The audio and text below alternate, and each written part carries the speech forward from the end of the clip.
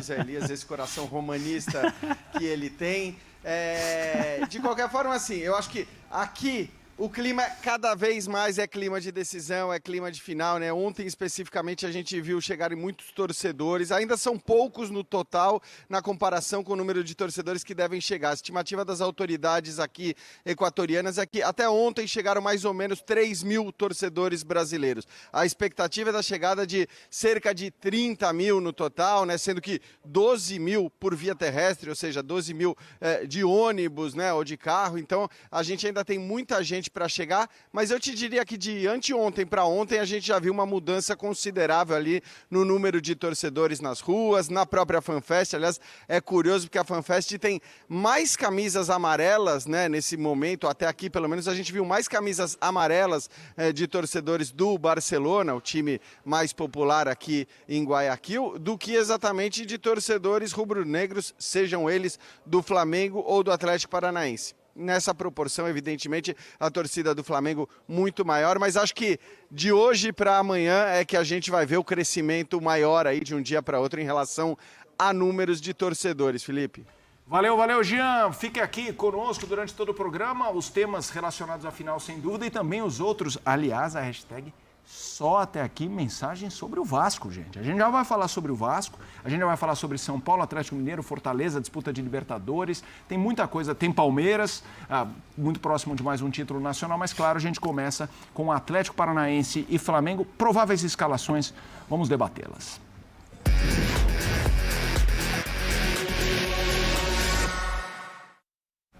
Vamos lá, turma, prováveis escalações, o Flamengo é aquela provável com praticamente sem margem de erro, né? Porque é assim nos últimos meses. Dorival Júnior, Santos, Rodinei, Davi Luiz, Léo Pereira, Felipe Luiz, Thiago Maia, Everton Ribeiro, João Gomes, Arrascaeta, Gabigol e Pedro. Bora pro Atlético. Aí, eu acho que temos algumas coisas pra gente debater, porque quando o Filipão pôs o Atlético contra o Palmeiras como escalação, automaticamente a narrativa era: quem não jogou vai começar. Mas conhecemos o Filipão matreiro.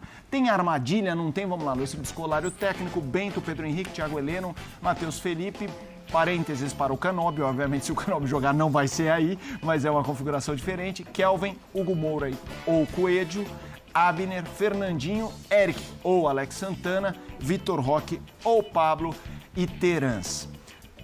Começando esse debate com a história de um eventual favoritismo ao Flamengo. Eu acho que nos últimos meses, vou começar com Praz e turma, fiquem absolutamente à vontade para entrar nessa. Me parece meio quase óbvio. O Flamengo vai jogar, ele é favorito, a não ser contra um Palmeiras ou eventualmente contra o Galo, embora esse Galo não é o Galo que a gente imaginava. Eu fui muito... O Zé estava aqui, eu defendi muito atrás, bati uma boca tremenda com Pedro, Ivo. Tá um dele aqui, na né? hora, exatamente. Na hora que eu vi o sorteio da Copa do Brasil, das quartas, um favoritismo absurdo para o Flamengo, eu falava, gente, esse Atlético é muito sólido. Com o próprio Palmeiras, esse Atlético é muito sólido. Mas depois da classificação, a sequência do Atlético, seja porque o emocional se configurou para a final, houve uma queda. Esse favoritismo hoje é maior do Flamengo? Ou nesse jogo único, falar de favoritismo é quase cair num discurso vazio, Praz? Eu daria uma vantagem para o Flamengo. Favoritismo, às vezes, as pessoas interpretam como... Já ganhou. Já ganhou. É uma vantagem para o Flamengo. E não tão grande justamente por causa de ser um jogo único. Né? E eu acho que é um jogo muito difícil. O Filipão já teve outros enfrentamentos contra o Flamengo, testou várias alternativas em outras situações. Eu acho que ele vem com um time, eu já falei isso no programa ontem, com um time mais reforçado no meio campo, de repente com Eric, Hugo Moura, para liberar um pouquinho mais o Fernandinho, né? Não dar uma função tão que ele seja importante na fase defensiva e tentar tirar um pouco a bola do Flamengo, né? Porque é natural que o Flamengo provavelmente vai ter mais posse de bola, mas tentar tirar um pouquinho o Flamengo da zona de conforto. Não tem histórico desse Flamengo com o Dorival. Em jogos, o Flamengo tem a menos posse de bola que o adversário. Pouquíssimas são as amostragens. Teve um jogo, um dos Fla-Flus, o Flamengo teve menos posse de bola. Acho que o jogo com o São Paulo com o São Paulo lá, aquele jogo contra o São Paulo, cabe nos dedos de uma das mãos. O 3-1. Isso. Então, cabe nos dedos de uma das mãos, no máximo de jogos do Flamengo com o Dorival, com menos posse de bola. Então, a natureza do jogo é essa, isso não vai mudar. E E o Filipão sabe disso e ele quer isso. O Filipão quer que o Flamengo tenha a bola, porque ele quer explorar exatamente essa velocidade nas transições, pegando uma linha defensiva do Flamengo mais lenta, né? Os enfrentamentos individuais do Davi Luiz e do Léo Pereira podem suscitar algum tipo de desconforto e exigir mais ainda do trabalho de recomposição do Thiago Maia, que, aliás, como primeiro volante, é absolutamente perfeito nessa dinâmica, nessa tarefa, nessa atribuição. Esses parênteses todos do time do Furacão, não sei, eles me dão uma ideia de um time mais conservador. Eu não consigo imaginar, por exemplo, Coelho e Canóbio juntos no jogo de amanhã. Um ou outro no máximo. Tô com Praz. Acho que vai ser um meio campo mais pegado, mais forte, que tenha mais composição, mais ocupação de espaço, menos preocupado com as construções. Não vai fazer o 5-5-0 que fez no Copa do Brasil. Não vai fazer com a bola 5-3-2, não. Mas linha de 5 pode ser repetido assim, porque você tira a profundidade do Flamengo, que é muito forte pelos lados, com o Everton Ribeiro, com o Arrascaeta, com a projeção do João Gomes. Não sei. É uma tônica de um jogo realmente com o Flamengo dominando. Bueno. Olha, temos duas amostragens que são os confrontos da Copa do Brasil, né? O Rafa lembrou do 0-0, em que o Furacão teve mais sorte do que juízo, né? Porque se olha o placar, o resultado foi bom, né? Ele saiu com um empate, sem gols, mas o ataque do Flamengo criou muitas situações. O Flamengo trabalha muito por dentro. Alguns outros jogos, contra o Inter, por exemplo, o Inter travou o centro do jogo, o miolo do campo, e o Flamengo teve que jogar mais pelas beiradas e cruzou 40 bolas. Foi um erro. E o Inter ali teve mais chances de ganhar aquele jogo do que teve o Furacão depois. No jogo da volta em Curitiba, muita gente esperava um Atlético mais ofensivo, mais agressivo, que fosse para cima, pelo histórico, pelo mando de campo e tal. Não aconteceu. O Filipão respeita demais o Flamengo. Na coletiva depois ele falou, o pessoal tá triste com a nossa eliminação, mas... É o Flamengo. É o Flamengo. Foi Flamengo. Na cabeça do Filipão, o Flamengo é um outro patamar mesmo, é um outro nível de time. Então, eu acho que ele deve, como é um jogo só, ter uma tática, claro, um pouco mais conservadora. Eu sou a favor do Vitor Roque, por exemplo. Para mim é muito mais jogador, pode levar muito mais perigo do que o Pablo. Mas possivelmente ele vai manter isso e guardar o Vitor Roque como aquela arma secreta que todo mundo sabe que de segredo não tem nenhum.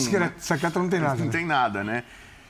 3 zagueiros ele usou no jogo do Maracanã para fazer defesa com 5. Eu não sei se ele vai fazer isso. Acho que o Zé, né? Foi ontem, estava falando da linha de 4, né? Com o Kelvin, com o Abner na esquerda. Tô pesquisando aqui para pegar o time que foi o time titular contra o Red Bull, né? Que ele colocou, que é o Bento no gol, Kelvin, Pedro Henrique, Thiago Heleno e Abner, Eric, Alex Santana, Canóbio, Terans, Coelho e Pablo lá na frente. Tá muito agressivo para amanhã, Zé. Sim. Tá muito ofensivo esse time. Eu acho, antes de mais nada, dar um beijo na minha filha, que hoje está fazendo aniversário. Parabéns! 13 aninhos, Popoca. E... Não posso perder, os meus também estão. Ah, é? 15 anos, Caio Helena. Um beijão. Também não posso dar. Minha mãe, Dona Maria, também está fazendo hoje aniversário. Vocês estão falando sério? Eu pensar até 3 horas, eu vou com a minha conta. Ontem foi o meu, Meu hein? primo Ontem foi o Vitor, meu. um abraço. Não, e outra coisa que eu tenho que falar, porque tá vindo do meu coração. Rafa, como é bom dividir com você a mesa aqui. Obrigado, Tô muito Zé. feliz, muito Obrigado. feliz. Que legal, muito feliz que legal. mesmo. Obrigado pelo carinho. Você sabe que é um parceiro de longa data já da Força Rádio. Rádio. Latinha, dá latinha. muito legal mesmo.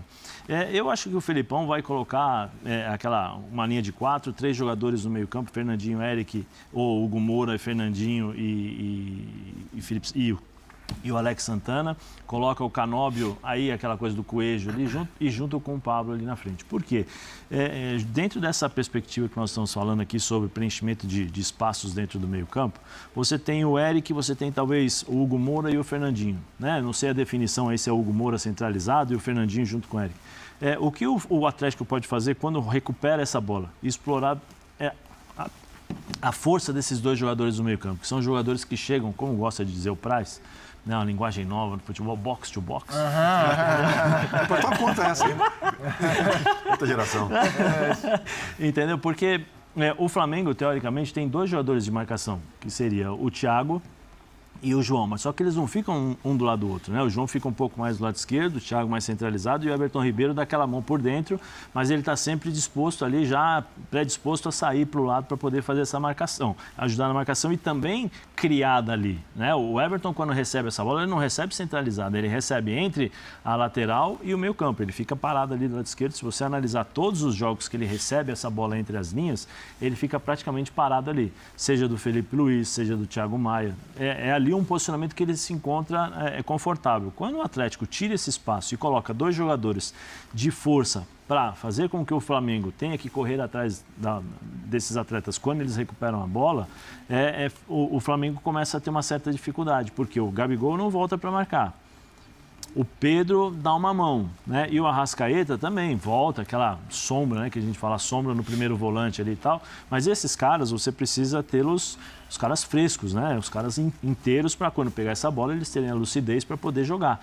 Então, teoricamente, o Flamengo defende com 2 jogadores apenas, que é o Thiago e o João. Então, se o Atlético conseguir preencher esse espaço e criar superioridade numérica, vai acontecer o que aconteceu com